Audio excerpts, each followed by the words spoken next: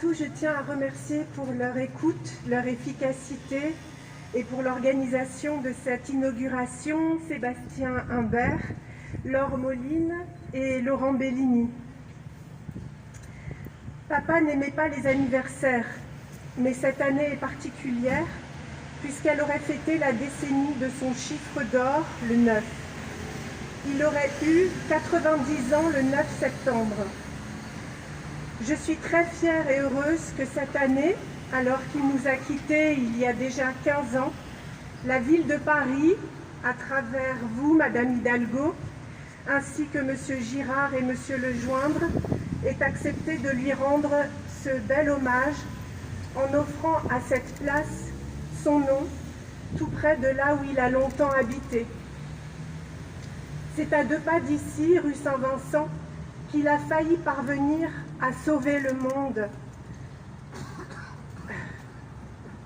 en montrant à la petite Fanny la plume de l'ange qu'il avait visité. C'est sur un des bancs de l'avenue Junot que Claudie Clodo est apparue. C'est allée des brouillards qu'il a décrit la femme dont la jeunesse s'est envolée dans le vent. Il a tant vécu à Paris, il a tant aimé Paris et a tant chanté Paris. Claude Nougaro a été pour chaque personne présente ici ce jour un ami, une idole, un mari, un père, un frère, mais pour tout le monde un artiste avant tout. Claude fait partie de ces gens qui laissent des traces à travers son œuvre bien sûr, mais aussi à travers des moments de vie partagés. Il est de ceux qu'on est fiers d'avoir approchés. Chacun ici éprouve ce sentiment commun d'avoir eu le privilège de faire partie de son univers. Malgré ses failles, ses angles torturés, il a de façon très singulière participé à ce que chacun de nous est aujourd'hui. Il a gravé, chez ceux dont il a croisé le chemin, un souvenir qui a contribué à l'élever. Espérance ou utopie, j'aime à penser que ceux qui passeront ici seront touchés d'un joli sort.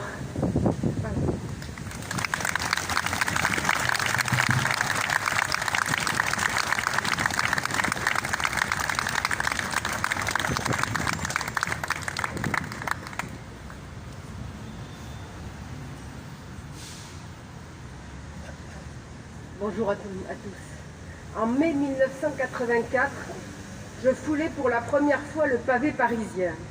C'était un peu au-dessus, au 28 avenue Junot, et j'allais retrouver Claude Nougaro, que j'avais rencontré un mois avant sur l'île de la Réunion. J'étais toulousaine comme lui et kinésithérapeute.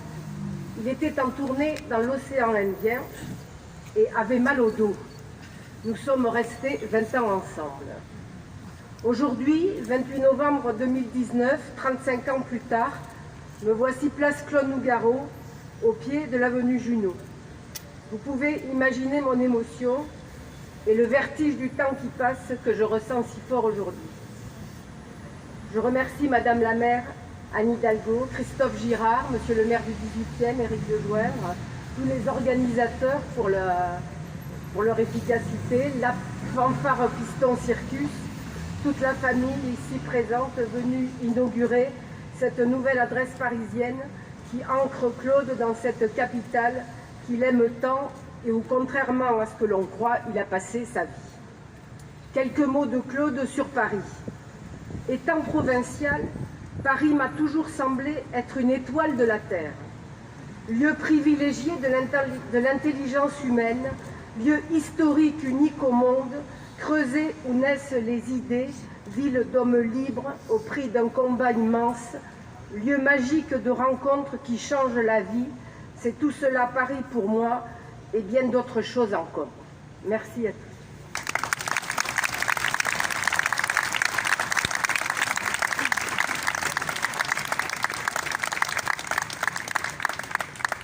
Je vais demander maintenant à Monsieur Yves Mathieu du Lapin Agile de bien vouloir gagner le pupitre afin de lire la lettre qu'il avait reçue de Claude Nougaro.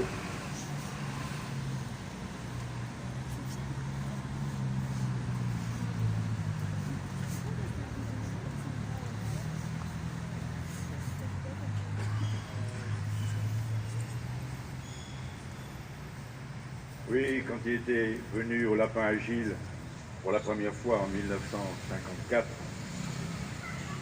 envoyé par son père Pierre Nougaro, qui était un habitué du Lapin Agile, et qui nous chantait toujours quand il venait, les vieilles de notre pays.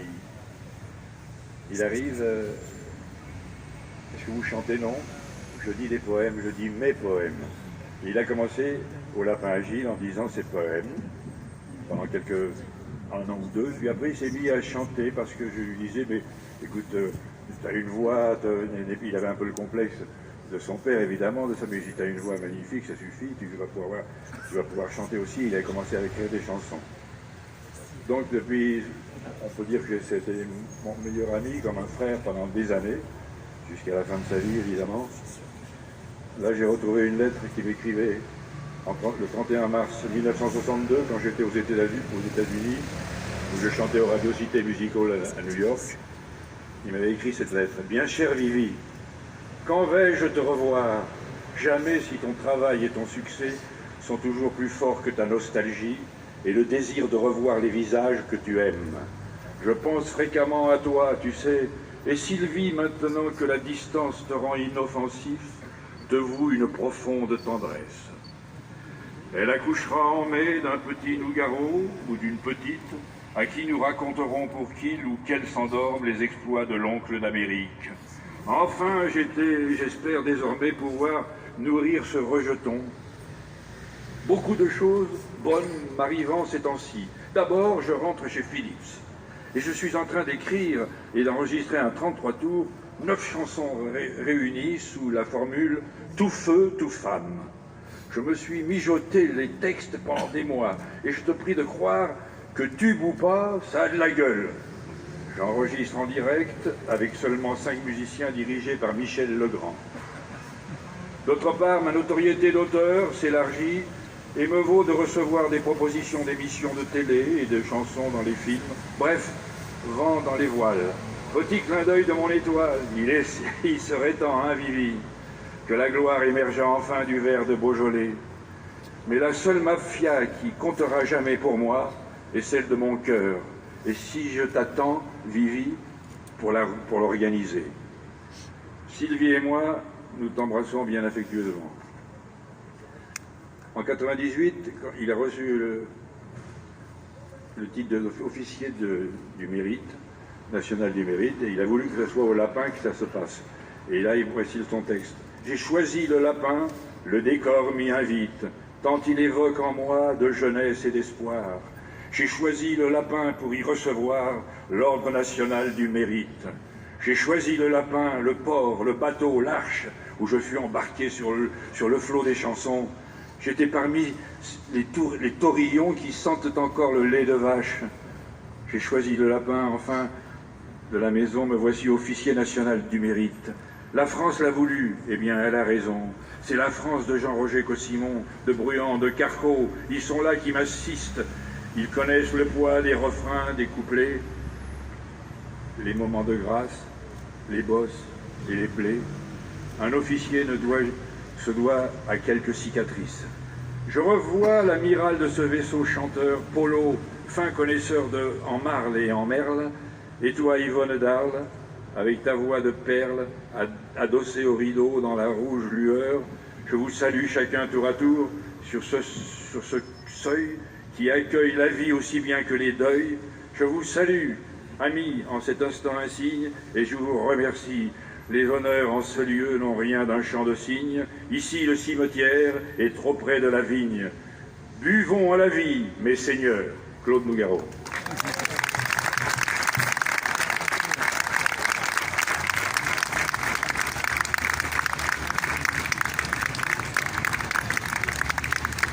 Il y avait une ville. Cette ville, c'était Toulouse, comme nous l'interprètent maintenant les Pistons Circus.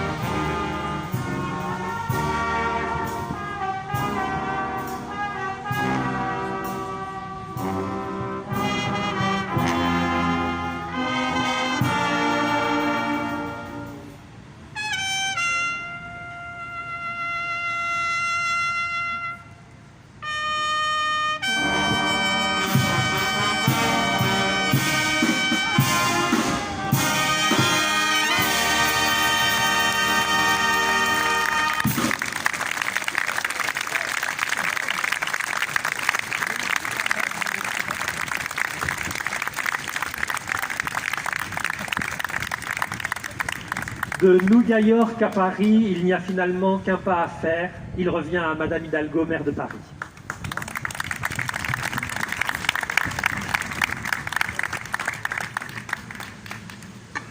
Cette chanson est tellement belle, Toulouse, que Paris pourrait presque en être jalouse. Mais en fait, non, parce qu'il nous a beaucoup donné. Cher Éric Lejoindre, monsieur le maire du 18e arrondissement, cher Christophe Girard, chers élus de Paris, cher Daniel Vaillant, merci d'être là, toi qui as tant fait pour cet arrondissement et pour l'esprit du 18e et de Montmartre. Mais je veux aussi, bien sûr, saluer les enfants de Claude Nougaro, Cécile, Fanny, Théa. Je veux penser aussi à Pablo, qui est au Brésil, qui n'a pas pu être là, mais qui est là par la pensée. Sa sœur, Hélène, et Hélène, sa femme. Et je veux aussi, bien sûr, saluer tous les amis du spectacle, de la culture, tous les amoureux de la vie, tous les amoureux de sa poésie, de sa chanson qui sont ici présents. Alors, je suis vraiment émue et heureuse de pouvoir inaugurer aujourd'hui cette place Claude Nougaro, ici au cœur des Abbesses, ce village parisien par excellence, cette terre d'adoption pour celui que nous honorons aujourd'hui. Car, on l'a dit, Paris n'est peut-être pas le pays natal de Claude, mais en fait, Paris, ce pays, a aussi vu naître et grandir cet artiste inclassable qui brouillait les frontières entre la chanson, la poésie, la musique, le cinéma, le jazz, la variété. Je me disais en me préparant pour cette cérémonie que sans doute il est aussi à l'origine du slam, cet art extraordinaire qui permet de déclamer avec ce phrasé la voix qui était la sienne, mais aussi ce phrasé extraordinaire qui était le sien. Lui qui écrivait chacune de ses chansons comme une nouvelle, nous donne à lire dans les lignes de sa vie une grande histoire de liberté. Mais si je suis émue, c'est que j'aimais vraiment énormément Claude Nougaro. Comme beaucoup d'entre nous, il a bercé ma jeunesse, l'éveil à la vie, la conscience aussi. C'est un homme qui savait toucher par ce qu'il était, et ce qu'il était aussi ce qu'il chantait et ce qu'il disait. Et je crois que c'est pour ça qu'il nous touchait tant. Je crois qu'il fait partie de ces chanteurs dont je pourrais presque connaître tout le répertoire par cœur. Tant il a fait partie de chacun des moments de ma vie, et en disant ça, je sais que beaucoup de Parisiennes, de Parisiens et au-delà se reconnaîtront dans ses paroles.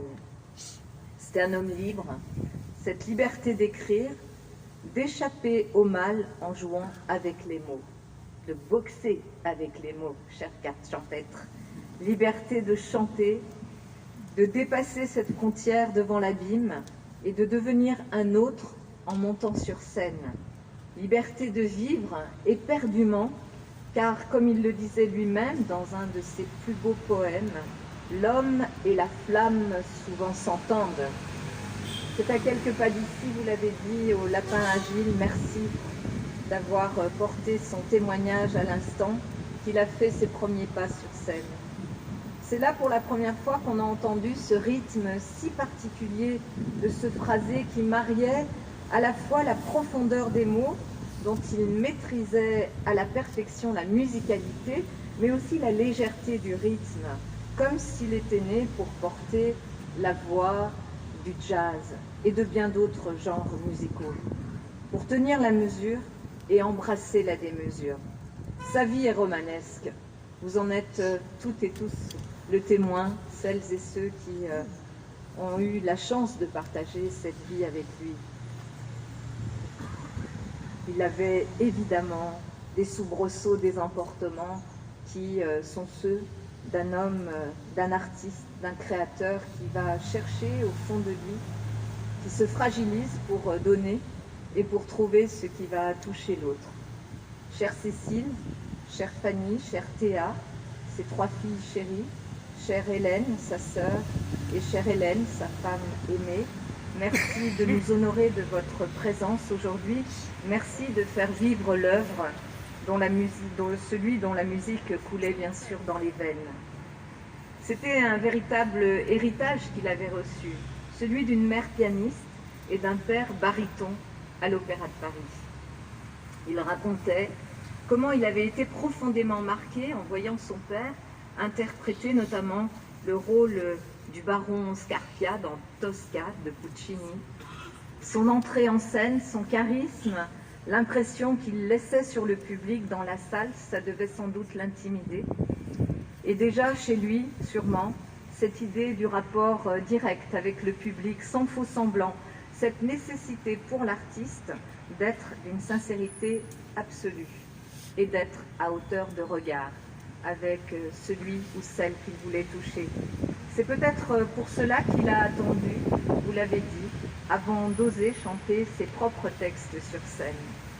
Avant cela, on entendait la musique de ses mots, on l'entendait d'ailleurs dans la voix de grands artistes de l'époque, Jacqueline François, Philippe Clay ou Marcel Amont. Cher Marcel, merci à toi d'être là. C'est un plaisir toujours renouvelé de te voir et de savoir que tu es aussi si fidèle à celles et ceux qui ont fait aussi de ta vie cette vie merveilleuse d'artiste. Le succès viendra quelques années plus tard, au début des années 60, dans lesquelles Claude Nougaro se fera une place à part, une place sur mesure, un endroit où le succès populaire rencontre l'exigence poétique. Un univers où Toulouse devient un pays tout entier que nous chantons, aux couleurs des briques du quartier des Minimes où il a grandi. Un univers où on est les yeux dans les yeux. Un univers où il y a plus de précipices que de routes vers le bonheur. Un univers où l'on voit tous ceux qu'on croyait décédés reprendre souffle et vie dans la chair de sa voix. Un univers d'images et d'histoires qui se déroule au rythme du jazz dont il fut sans aucun doute un des meilleurs ambassadeurs. Claude Nougaro fait partie de ces artistes, je l'ai dit, qui accompagnent nos vies. Chacun ici a bien sûr une ou plusieurs chansons qui font écho à un moment de notre propre existence. Paris-Mai, qui chantait les barricades étudiantes. Tu verras les retrouvailles amoureuses. Toi là-haut, pour la mort de son père. Une petite fille en pleurs dans une ville en pluie. C'est de quel côté la Seine? Cette chanson m'a beaucoup marquée. Bien sûr, toute surface de papier blanc, disait-il, est un ring. Et c'est comme ça qu'il concevait sa création. Que ce soit dans l'écriture ou dans le dessin, Claude Nougaro a gagné ce combat, non pas contre, mais avec la poésie, les mots, les formes, la musique. Il a gagné en fait ce combat pour nous, et notre devoir est aussi aujourd'hui de faire vivre cet héritage. C'est pour ça que je suis extrêmement fière de pouvoir inaugurer cette place Claude Nougaro en votre présence, pour qu'on se souvienne de lui, pour qu'on continue à chanter ses chansons.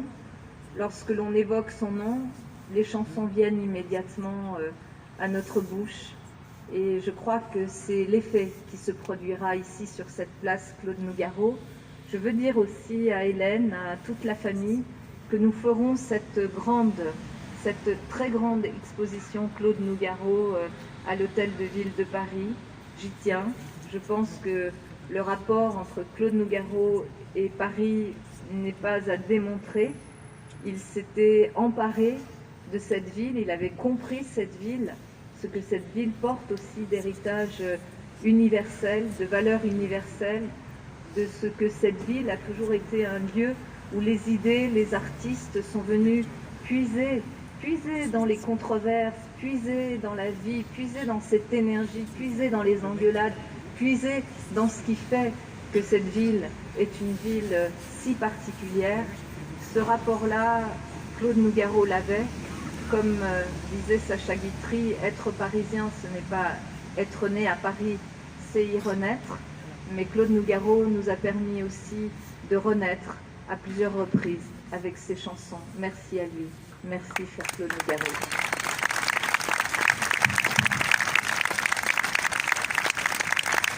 Je vais maintenant demander à M. Christophe Girard, M. Éric Lejoindre et à la famille de rejoindre Madame la maire de Paris au pied du candélabre. Mesdames, Messieurs les photographes, si vous voulez bien vous mettre en place juste en face pour vos photos.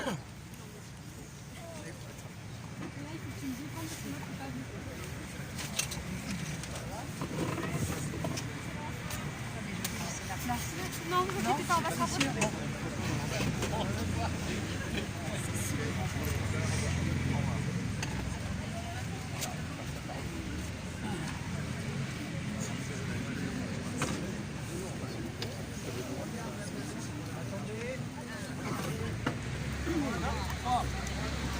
Place Claude Nougaro, 1929-2004, poète, auteur, compositeur, interprète.